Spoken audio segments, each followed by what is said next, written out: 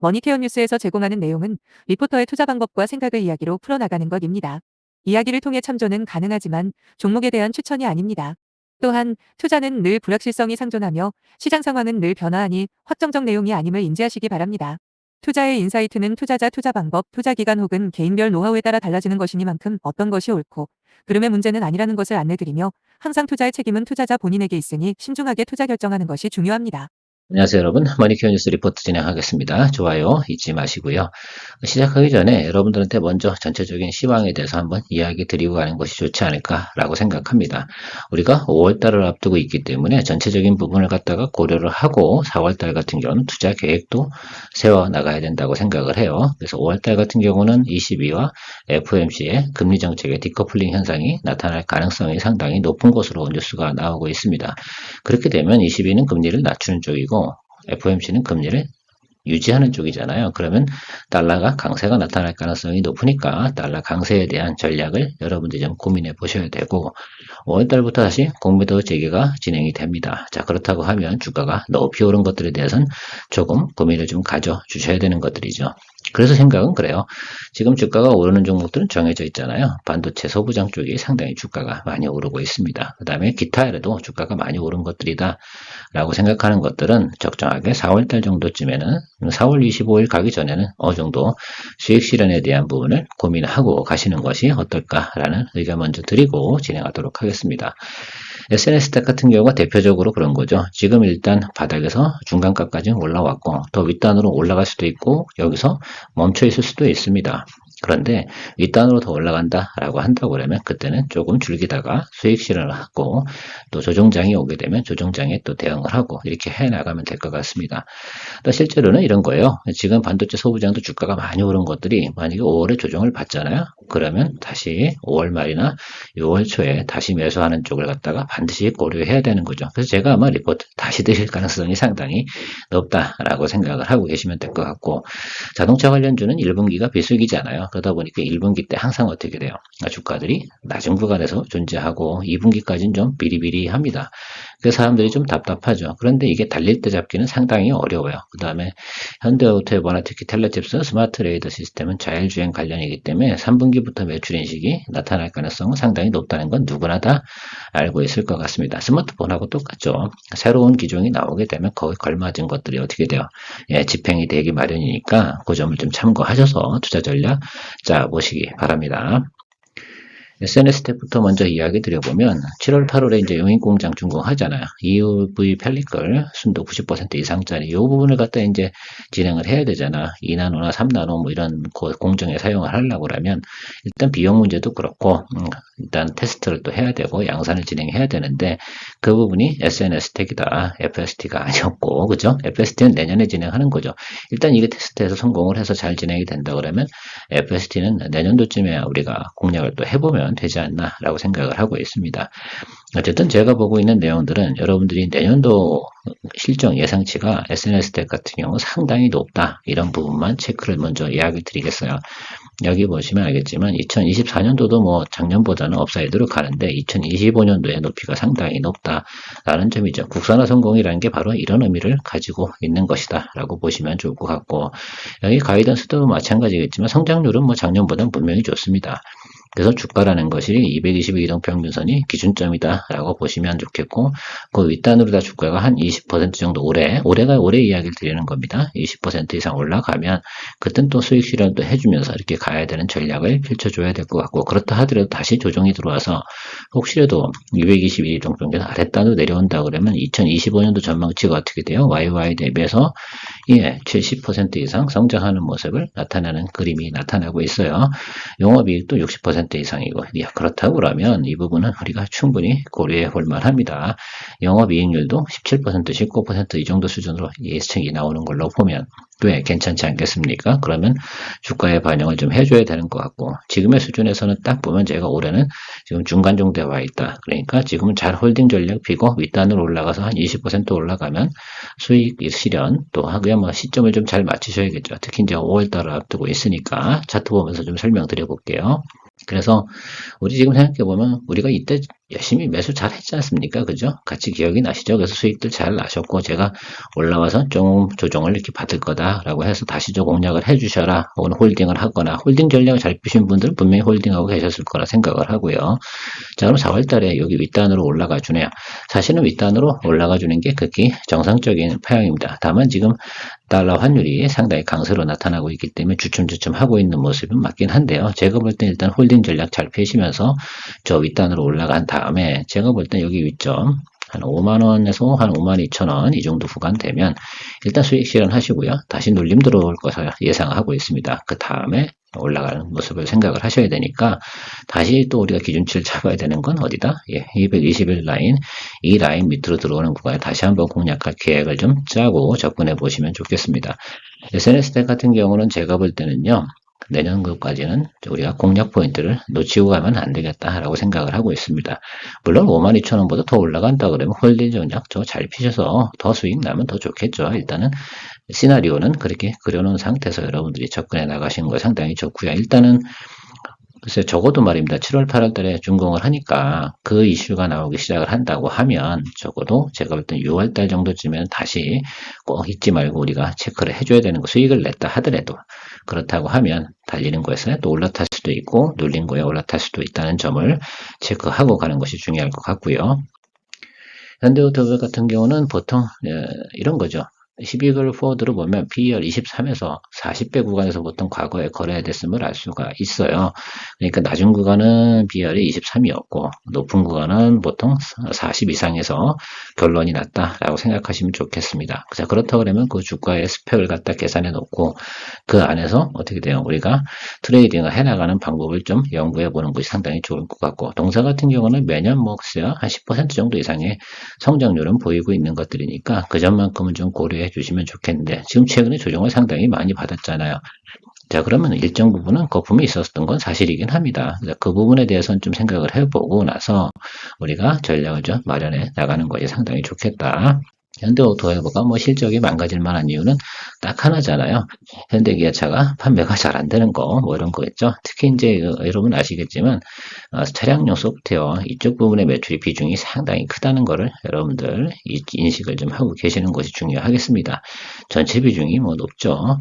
그 다음에 ITO 같은 경우는 일단 이런 경우죠. 이것들은 고정적으로 진행되고 있는 거, 계획적으로 진행되는 것들이라서 크게 문제 삼을 건 없죠. 그러니까 주가의 바닥은 견고하게 잡아주는 것이 ITO고 변동폭이 높은 건 어떤 거예요? 바로 차량용 소프트웨어 부분이 이렇게 점차적으로 늘어나는 부분. 이렇게 좀 생각을 해주시면 좋겠다라고 생각을 하고 있습니다.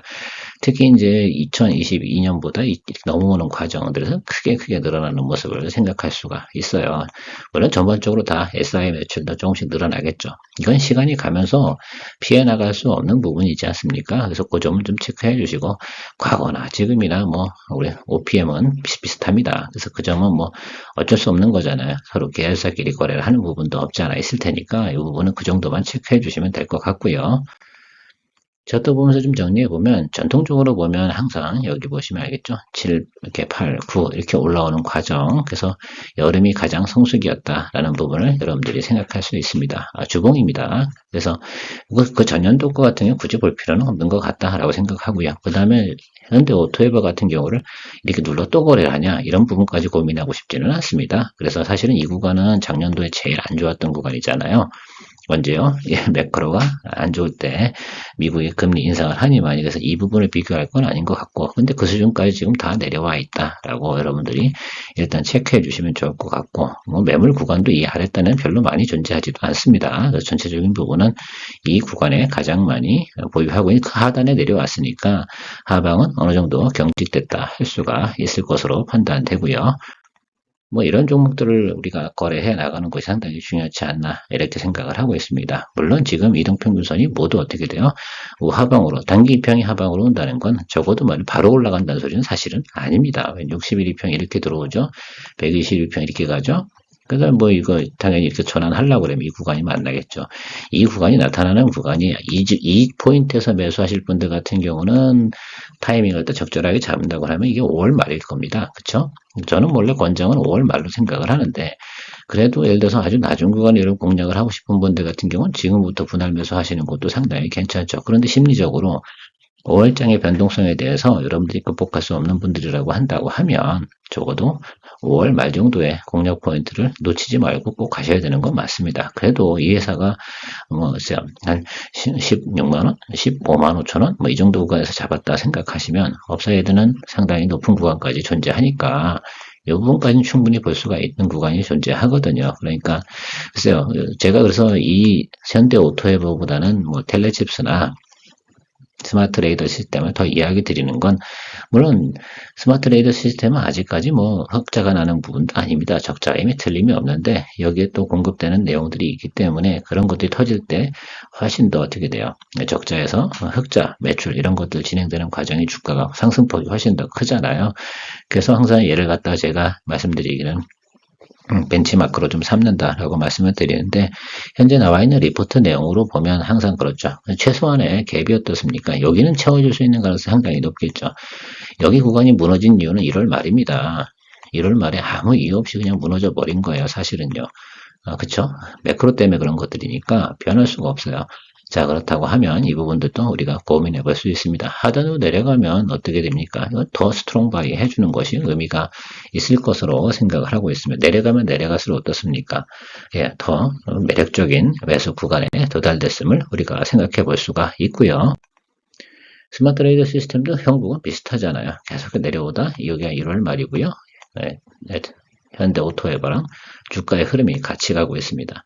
그래서 이거 언제 올라? 막 이렇게 물어보시는데 저는 늘상 얘기되는데 이것도 계속 의견은 같아요. 3분기라고 계속 이야기 드리는데 늘상 못 기다리시죠. 근데 이 종목 같은 경우는 그래도 말입니다. 가볍지 않겠습니까? 주가가 올라갈 때 보세요. 여기서 여기 가는 구간이 생긴다고 하면 꽤 많은 주가의 수익률이 분명히 발생이 되면 틀림없습니다. 무거운 거 하실래요? 가벼운 거 하실래요? 선택이고, 가벼운 거 한 만큼 어떻게 돼요? 탄력성이 상당히 좋으니까 또 변동성에 대해서도 그만큼 우리가 직감을 하고 가는 것도 맞습니다만, 지금 10월달 지난해 이제 말이죠. 이 구간하고 1월 말 이렇게 구간을 계속 계산해 보면 크게 더 이상 내려갈 구간도 없고 매물도 어떻게 돼요? 많지 않습니다.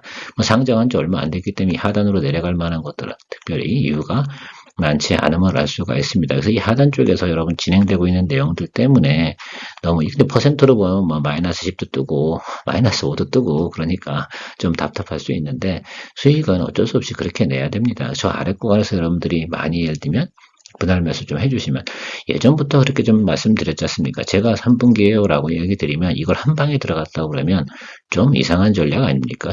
그런 전략을 스스로 좀 짜는 부분도 좀 생각해 보시면 좋지 않을까라는 말씀드립니다. 다만 가끔가다 이런 경우가 있잖아요. 이렇게 중간에 뻥뻥 뛰는 경우가 있잖아요. 이런 경우에 조금 넣다 뺐다 하는 것도 필요하다라고 말씀드리는 게 제가 지난번에 그래서 텔레주스 한번 쭉 올 때 수익 내세요. 눈치껏 잘 하시는 것들이죠. 왜? 지금은 시즌이 아니잖아요.